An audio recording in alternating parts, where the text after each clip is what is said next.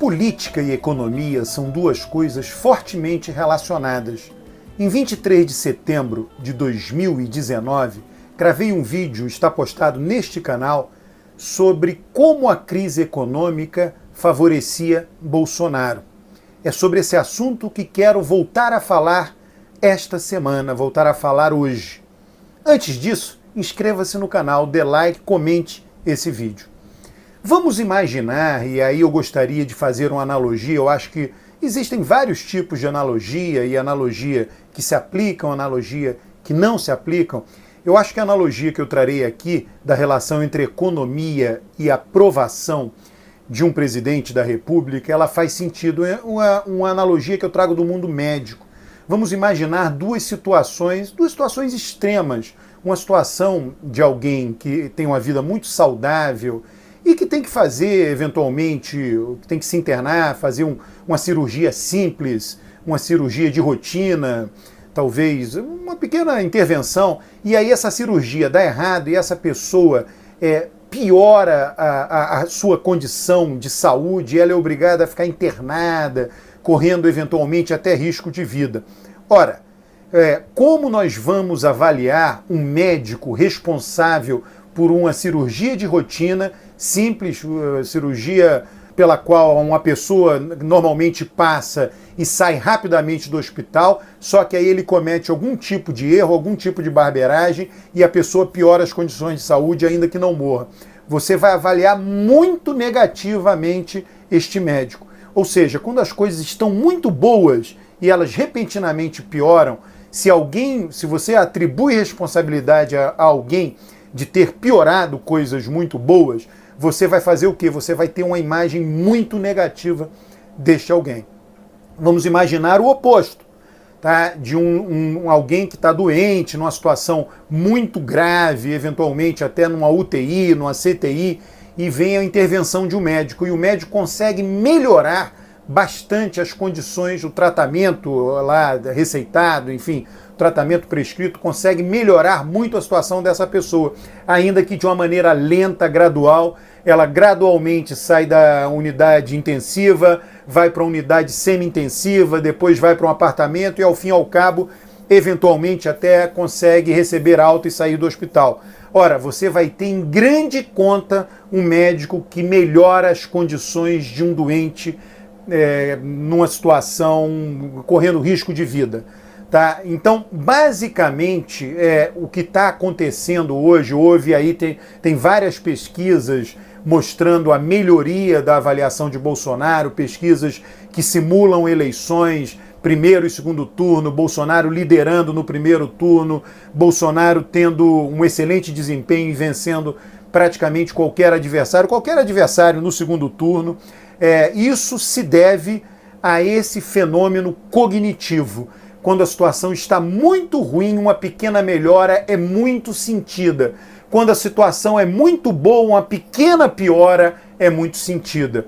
Vamos tomar aí como exemplo, já faz tempo isso, em 2010, o último ano do governo Lula, o crescimento econômico foi de 7,5%. Foi um crescimento econômico enorme, o maior dos últimos anos. E aí, no terceiro, quarto ano do primeiro governo Dilma, houve uma queda no crescimento econômico. Ali, 3, 4 anos, as pessoas olha, era um governante do PT, continua no PT e houve uma piora. Minha vida estava bem e houve uma piora. Não uma piora, mas houve uma piora. Então você passa a avaliar muito negativamente aquele responsável por aquela, no caso, responsável, que o eleitor considera responsável pela piora. O eleitor vota em alguém e diz, olha, ele é o responsável pela economia. Não adianta vir me dizer que foi fulano, ciclano, me atrapalharam. O eleitor não quer saber disso. Eu estou dizendo como o mundo é. Eu sei que muita gente acha que o mundo não deveria ser assim, mas o mundo é assim. O eleitor escolhe um prefeito. Ao escolher um prefeito, ele é o responsável pela cidade. Ah, mas ele foi boicotado, etc. Não interessa. Então por que quis ser candidato a prefeito? Escolhe um governador, ele é o responsável pela segurança pública do Estado. A situação não melhorou, a vida se tornou cada vez mais insegura, ou vem se tornando cada vez mais insegura.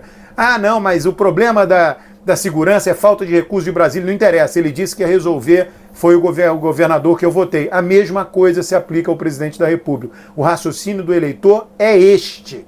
É assim que funciona.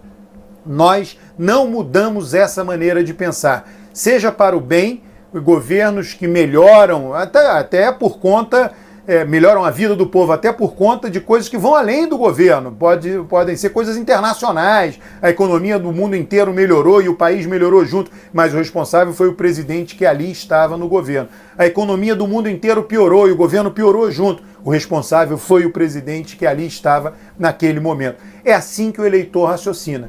Então, se houve uma pequena melhoria de novembro para fevereiro, de dezembro para fevereiro, houve uma redução, a questão, tem gente até que se bate, não, mas não houve melhora nenhuma, olha o preço da carne, etc. Pode não ter havido nada. O que importa é a percepção do eleitor. O eleitor percebe alguma melhora, ele nota alguma melhora.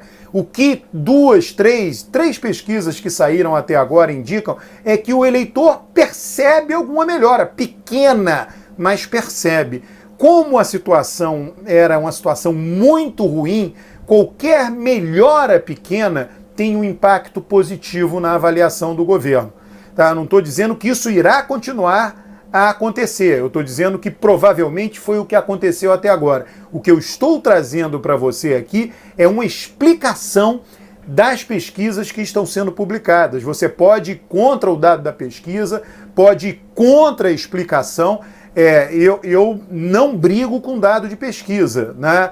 Eu faço pesquisa, trabalho com pesquisa, ou eu comento a pesquisa, no momento que eu comento a pesquisa eu aceitei o dado da pesquisa, ou eu não comento a pesquisa. Eu não vou ficar comentando e brigando com o dado. O dado é aquele, né? Então, se a avaliação do governo melhorou, a percepção da economia melhorou e o voto em Bolsonaro aumentou, nós temos que tentar entender.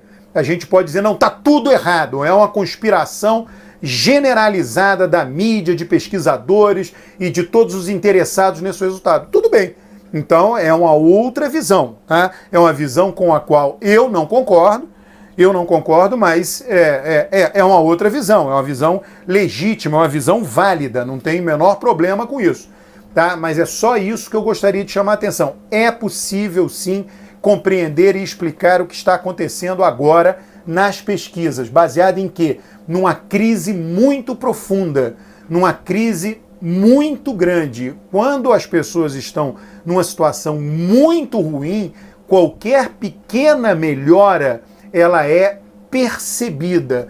Talvez, provavelmente, foi isso que aconteceu em dezembro, janeiro e fevereiro. Significa que isso continuará a acontecer? Não significa.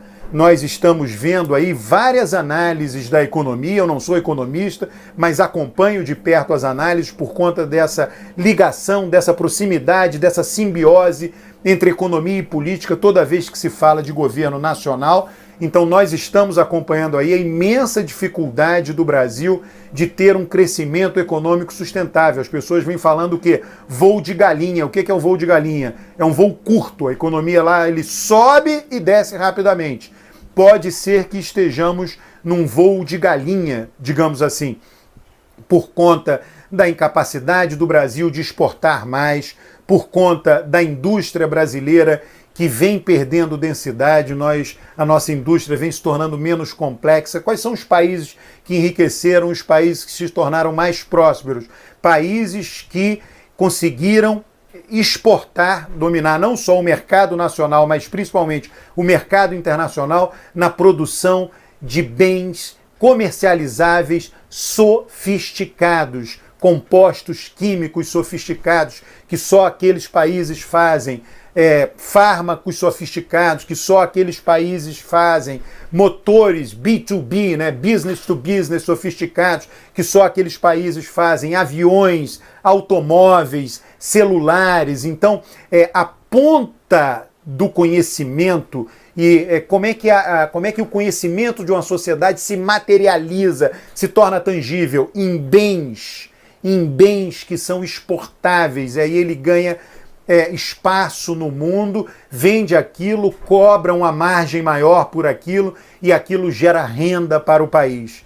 E nós estamos hoje passando um momento difícil, que nós perdemos o pouco que tínhamos disso. O caso da Embraer é um deles, mas não é o único. Tá? Então é isso que eu queria chamar a atenção. Por favor, inscreva-se no canal, dê o like e comente o vídeo. Um forte abraço.